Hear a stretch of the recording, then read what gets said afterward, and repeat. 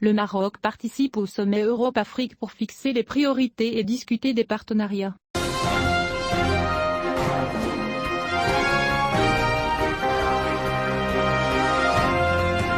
De Bruxelles à toutes les capitales, de nombreux gouvernements attendent les résultats du sommet des continents européens et africains, avec une présence marocaine venant dans des contextes où les discussions des parties oscillent entre sécurité, investissement et immigration. Pendant une semaine, la capitale belge accueillera cette table ronde réunissant des dirigeants de pays européens et africains, sur les thèmes du financement de la croissance, de la santé, des industries pharmaceutiques, des transformations numériques, de l'énergie, de l'agriculture, du développement durable, de l'éducation et de la sécurité. Jusqu'à présent, aucune donnée officielle marocaine n'a été publiée sur la nature des personnalités gouvernementales représentant le pays, à l'exception du ministre des Affaires étrangères et de la coopération internationale, Nassé Bourita, selon ce qui a été confirmé par des sources du sommet de Bruxelles. La France préside le sommet actuel, alors que les enjeux des pays des deux continents sont différents, du fait de besoins différents, d'autant que de nombreux pays souffrent d'une situation d'instabilité depuis de longues périodes.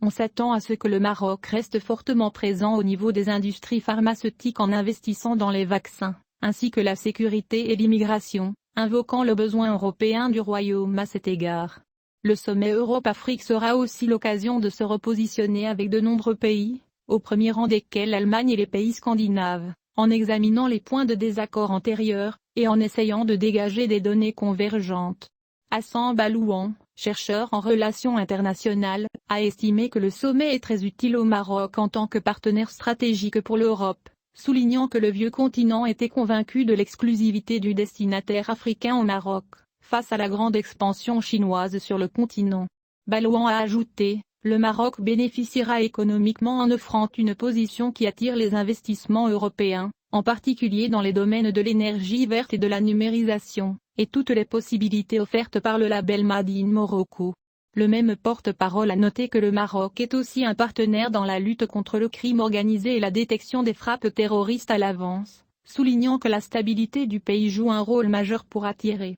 Balouan a ajouté que le Maroc embrasse l'Observatoire africain des migrations, et joue un rôle majeur dans l'arrêt du flux de migrants clandestins vers le continent européen, mais il refuse de continuer à jouer le rôle de gendarme. Et le chercheur en relations internationales de poursuivre: le Maroc a pu pénétrer l'Europe de l'Est, et le sommet va lui permettre de se repositionner avec de nombreux pays, notamment scandinaves, puis aussi l'Allemagne après les récentes communications.